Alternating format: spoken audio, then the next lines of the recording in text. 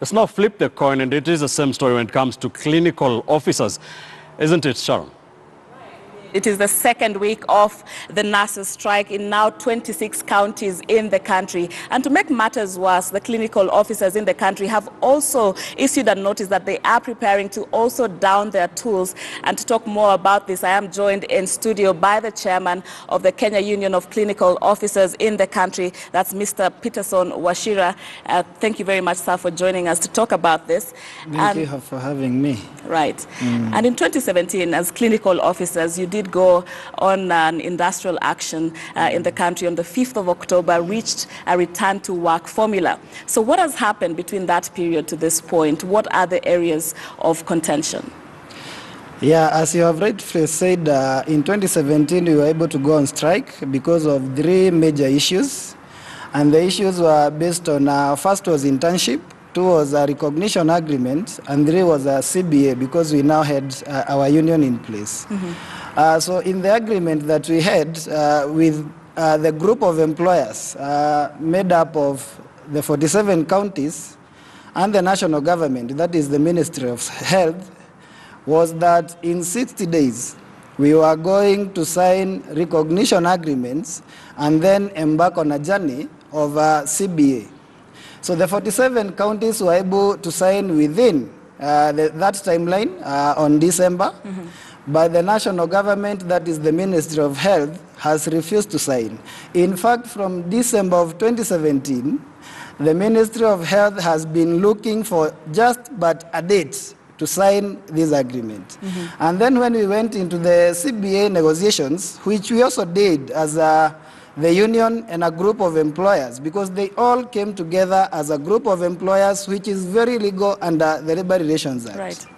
We were able to create some timelines that by 31st of January, we were going to have concluded, sign, and register this CBA in court, that is of so 2018. that it's binding. That is 31st January of 2018, so that we can have 4 years without having service interruptions. But now, they dragged the process, and we extended to February, to March, and then to April. But in April, we actually realized that they were not even willing to negotiate with us. By they, you mean the ministry, the national government organ? Yes, the Ministry of Health and the 47 counties were negotiating together as a group of employers. Right. So in April, they actually decided to walk out of the negotiations, because one day they came and said that they were no longer willing to negotiate on some clauses. And these clauses are very vital and are at the core of the rights of workers. Because we were talking about some things like comprehensive medical cover.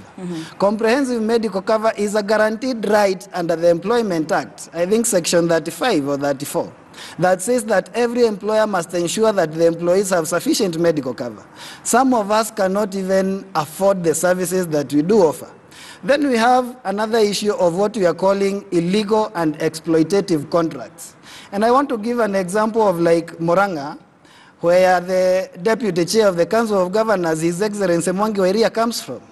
They are employing clinical officers on what they are calling casual contracts, of which we actually don't have anything in this world called casual contracts. It's either you have a contract or a casual worker.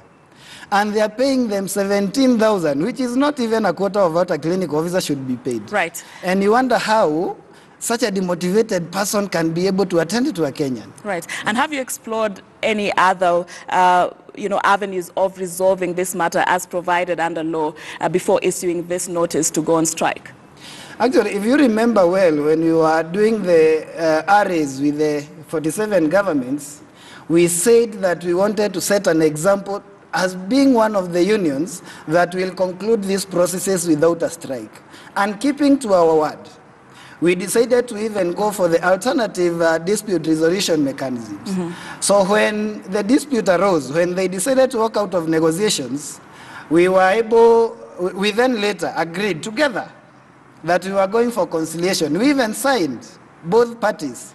But when we wrote to the CS Labor to constitute our conciliation meetings, which he did in April, Then the Council of Governors decided that they were not going to join and actually directed that we should go back and negotiate with individual counties.